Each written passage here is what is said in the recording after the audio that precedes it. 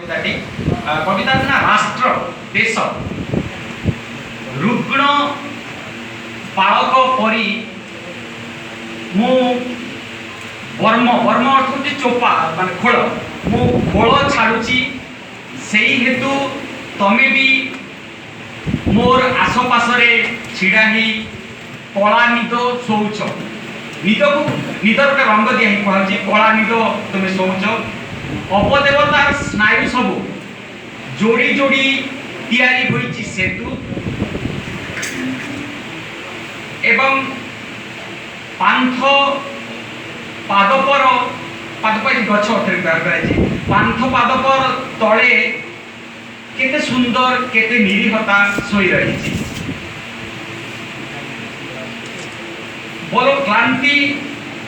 सेरे जाबे कहूच कि क्लांति छाड़ी जीव कहूच कि भिक्षा पात्र टळमळ हेबो पाइबा को मिलिबो नाही असमाप्त आम रोग तुम्हें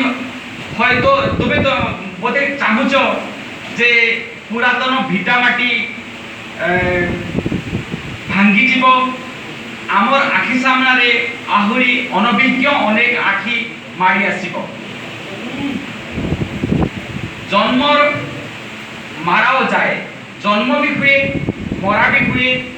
दुई थर सत्कार फेरी फेरी आसिबो तापरे पुणी लुकी चुपी केते मास केते वर्ष आमी जानूनु तुम्हें चाहि रही मु भी चाहि रही भावुची आउ कोई को छवि थिबो एमिति कपाल पोड़ा आउ को समय थिबो जहा आलुओ नहीं आमको देखै पारिबो एबे गोटे मुठ धूली नहीं जेते बेले मु फिंगी दिए घर सारा से मुठे धूली समग्र पवन रे केवल मुठाए राष्ट्र हुई घूरी बुले এই শেষ ইমেজটা প্রকৃতরে ভাবন্তু মুঠায় ধূলি বুঝতে বেড়ে নেই ফিঙ্গি দিয়ে ঘর সারা তাহা পবন রে পুরা সিধা গোটে রাষ্ট্র হইকি বুলে প্রকৃতরে রাষ্ট্রর যে ধূমিল ভাব রাষ্ট্রর যে আস্তে আস্তে রাষ্ট্র যে কংক্রিটনেস নাই সেটা কেমিতি ধূলি মুঠে ধূলি নিয়ে যাইছি আমি কোন করিছু আমার রাষ্ট্রকু মু কবি দেবর সিং কু তো অনেক অনেক ধন্যবাদ দেবি এই কষ্ট করি আমাকে এই কবিতা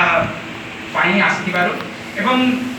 मु गोटे कथा अनुरोध करिबि जे कविता सब प्रकृति आम भाषा रे कोसली भाषा रे अनुवाद करिया बहुत सहज किंतु एबे समय नै जदि बंधु रामभक्त कहउतले जे ट्रांसलेट कर दे मु कर दे पारिबि किछ